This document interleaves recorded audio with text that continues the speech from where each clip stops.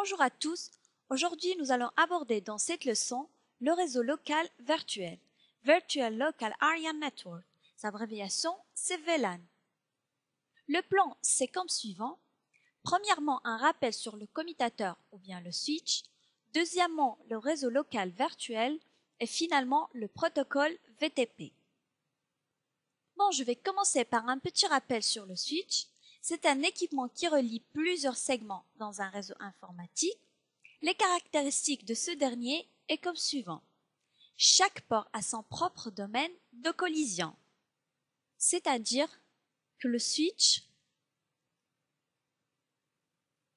fournira une segmentation des domaines de collision pour chaque port.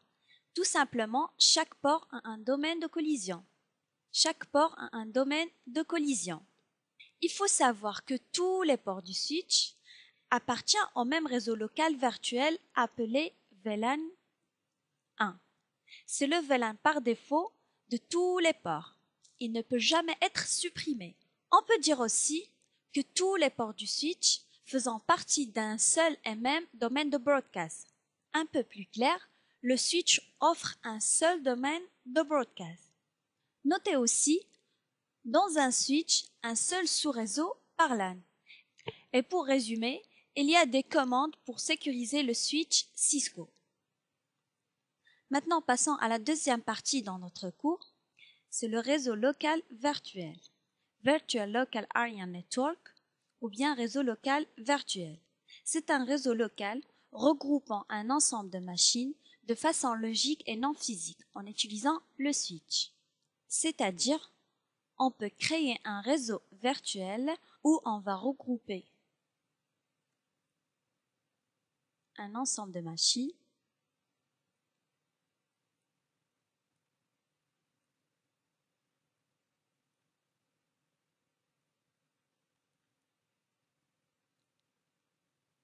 de façon logique et non physique et sur le même switch. Un peu plus clair, par exemple, dans une entreprise, on a deux départements différents et on veut que chaque département soit indépendant de l'autre. Pour cette raison, on va utiliser un seul switch, mais les deux groupes de travail fonctionnels faisant partie de deux réseaux différents, sur le même commutateur ou bien le switch. Et la première raison pour créer ces VLAN, c'est réduire la bande passante. Je vais vous expliquer plus. Par exemple, on va découper le switch en deux réseaux virtuels, VLAN 1 et VLAN 2. Le principal avantage dans l'utilisation des VLAN, c'est d'avoir sur le même switch la segmentation des domaines de broadcast. Dans notre exemple, on aura deux domaines de broadcast. Voilà un domaine de broadcast. Et voilà un domaine de broadcast. Si par exemple ce poste veut envoyer un message de broadcast, seules les stations du VLAN 1 vont recevoir le message. Comme ça, il ne va pas utiliser une large bande passante. Une machine de VLAN 1 veut communiquer avec une machine de VLAN 2, il est obligatoire d'utiliser l'équipement réseau routeur, puisqu'il s'agit de deux domaines de broadcast différents, et puisque les deux machines appartiennent à deux différents VLAN. Maintenant, on passe à la configuration d'un réseau local virtuel VLAN. Il y a des commandes spécifiques pour la configuration des VLAN. On va les voir ensemble. Dans cet exemple, d'un côté, on va regrouper le PC0 et le PC1 dans un VLAN qu'on va nommer VLAN 2 parce que VLAN 1, c'est le VLAN par défaut de tous les ports.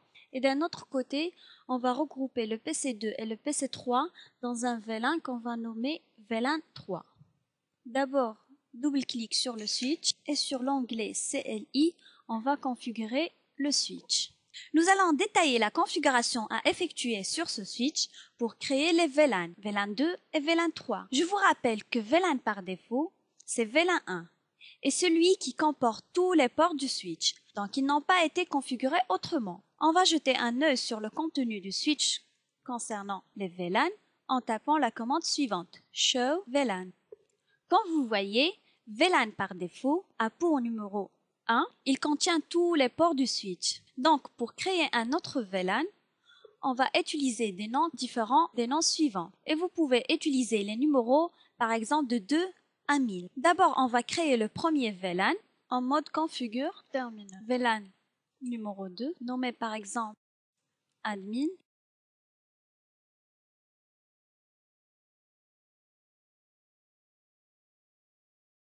Encore une fois, show VLAN pour savoir les informations concernant les VLAN. Comme vous voyez, VLAN admin a pour numéro 2 est activé. Ensuite, on va créer le VLAN 3, toujours en mode configure terminal.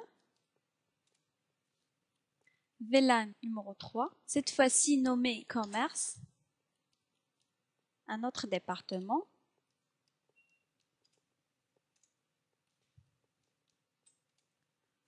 Toujours show VLAN pour voir les modifications. Voilà, VLAN commerce a pour numéro 3 est activé. Maintenant, les deux réseaux virtuels sont créés, VLAN 2 et VLAN 3. On va ajouter le port Fast Ethernet 01 et Fast Ethernet 02 au réseau virtuel VLAN 2 et le port Fast Ethernet 03 et Fast Ethernet 04 au réseau virtuel VLAN 3. Dans le switch, on distinguera deux types de ports, Access et Trunk, mais nous maintenant on va utiliser le port Access qui ne transportera des informations que d'un seul VLAN, VLAN 2. Entrez à l'interface où vous souhaitez ajouter le port, interface Ethernet 0,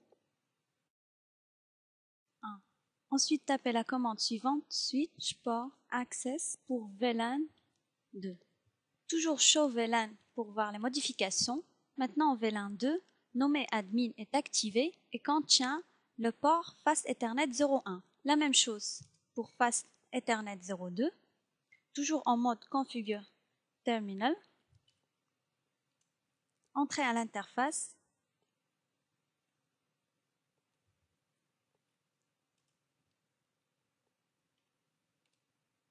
Tapez la commande switch access pour VLAN 2, toujours. Show VLAN. Maintenant, les deux ports Fast Ethernet 01 et 02 appartiennent au VLAN 2 nommé admin. Maintenant, on va ajouter le port 03 et 04 au VLAN 3, toujours en mode configure terminal. Entrez à l'interface où vous souhaitez ajouter le port 03.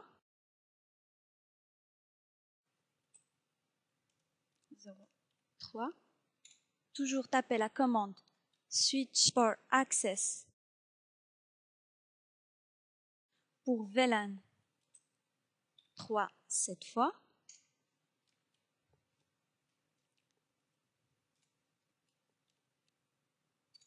Pour voir les modifications, tapez show VLAN. Et le port Fast Ethernet 03 est ajouté au VLAN 3. On va ajouter le dernier port, config terminal, entrez à l'interface Fast Ethernet 04, switch port access pour VLAN 3. Comme toujours, show VLAN pour voir les modifications. Maintenant, les deux ports Fast 03 et Fast 04 sont ajoutés au VLAN 3 et le port Fast 01 et 02 sont ajoutés pour VLAN 2. Passons maintenant à la dernière partie du cours, le protocole VTP. On va parler un peu sur ce dernier. Quand un nouveau réseau local virtuel est configuré sur un serveur VTP, le VLAN est distribué à travers tous les commutateurs dans le domaine sur des liaisons trunk. Si on prend l'exemple d'une entreprise qui contient 3 départements différents, il faut créer 3 VLAN dans chaque switch. Imaginez que le nombre de switches à configurer est élevé. De ce fait, l'administrateur réseau est obligé de configurer chaque switch manuellement. Et dans le cas d'ajout, suppression ou modification, il va passer par tous les switches. Donc, c'est pas utile. Pour cela, l'idée du protocole VTP. Le protocole VTP propriétaire Cisco sert à copier la configuration ou bien maintenir la base de données des VLAN sur tous les switches. En premier lieu, relier tous les switches par des liaisons trunk. Donc, le mode trunk signifie que la trame contient un tag de 32 bits dont 12 bits sont consacrés au numéro de VLAN, alors seules les trames possédant ce numéro identifiant un VLAN précis peuvent communiquer ensemble d'un switch à l'autre via un port trunk. Donc il faut configurer les ports du switch en mode trunk.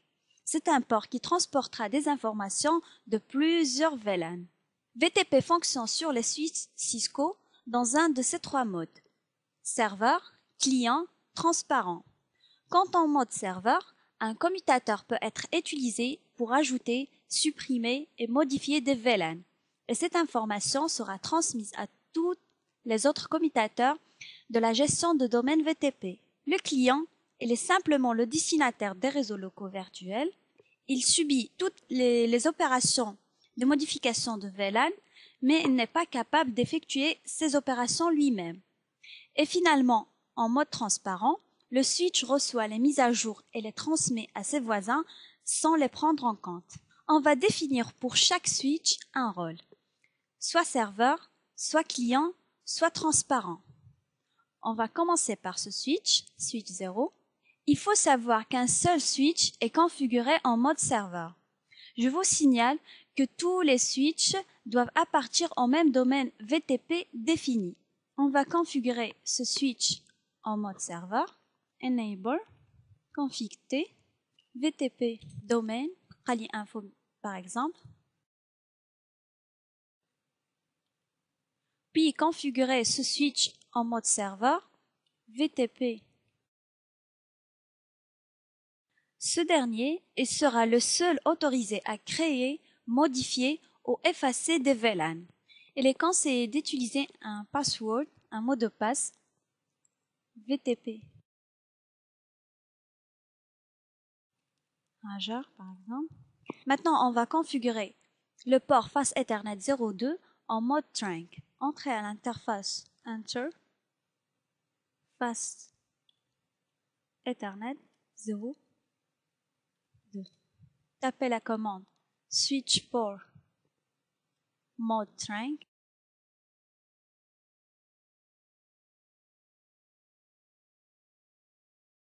Vous pouvez voir les modifications concernant le protocole VTP en tapant la commande suivante: show VTP statut. Comme vous voyez, VTP domain name c'est Kali Info, VTP operating mode server, configuration revision c'est le nombre de modifications, maintenant c'est 0. À chaque fois où on va faire une modification, ce nombre sera le même sur le switch client. Passons maintenant aux configurations d'un switch client. On va configurer le switch 1 en mode client. Enable, config T, VTP domaine, Kali Info,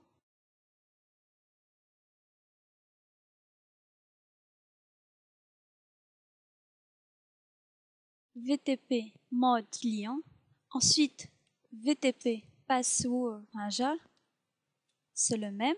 Entrez à l'interface Interface Fast Ethernet, mais cette fois-ci 02. Ensuite, switch port mode trunk.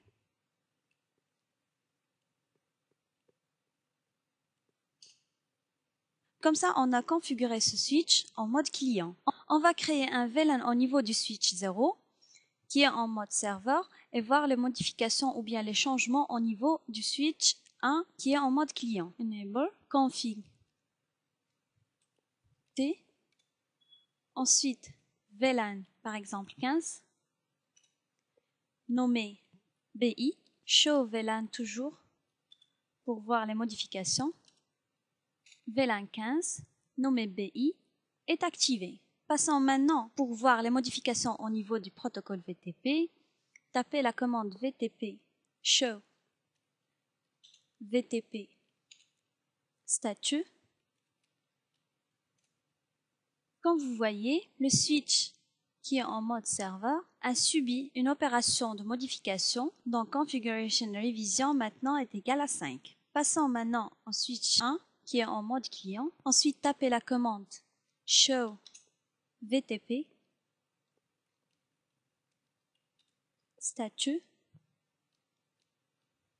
Comme vous voyez, dans le switch qui est en mode client, Configuration Revision est égal à 5 aussi. Dans les switches configurés en mode client, subissent toutes les opérations de modification de VLAN à partir du serveur VTP. Donc, chaque modification au niveau du switch en mode serveur est répercutée au niveau du switch en mode client. Pour voir si vraiment le VLAN 15 est créé au niveau du switch 1 qui est en mode client, show VLAN. Voilà, le VLAN BI qui a pour numéro 15 est activé au niveau du switch 1 qui est en mode client. Maintenant, on passe au troisième mode, le mode transparent. Le switch reçoit les mises à jour et les transmet à ses voisins sans les prendre en compte. C'est-à-dire, les switches configurés en mode transparent ne servent seulement qu'à faire transiter les informations VTP d'un commutateur à l'autre. Ce dernier, il peut créer, modifier ou supprimer ses propres VLAN mais ne les transmet pas. On va configurer le switch 2 en mode transparent. Enable config T VTP domaine BI VTP password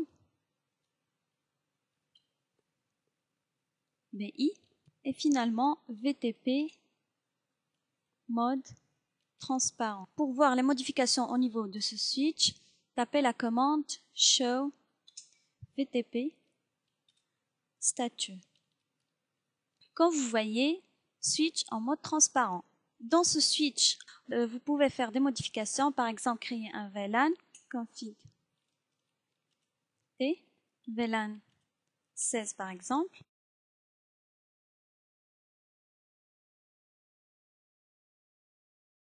Show VLAN pour voir la modification. Comme vous voyez, il y a la création d'un VLAN 16, mais cette modification ne sera pas transmise aux autres switches, c'est-à-dire au switch 0 et au switch 1. On va voir. Show VLAN. Comme vous voyez, il n'y a aucun changement. Le VLAN 16 n'existe pas dans le switch 1 en mode serveur. Passez maintenant au switch 1 qui est en mode client. Essayez de créer un VLAN. Enable config T VLAN par exemple 12. Vous aurez un message d'erreur car le commutateur configuré en mode client ne peut pas faire des modifications ni suppression ni ajout. Dans cette dernière partie, on a vu les trois modes du fonctionnement du protocole VTP, le mode serveur, le mode client et le mode transparent. Avant de terminer, une petite remarque. Il faut que les ports qui vont utiliser les lignes Trink seront dans les encapsulations suivantes. .1Q ou bien ISL. Cette dernière est réservée pour Cisco. Merci pour votre attention.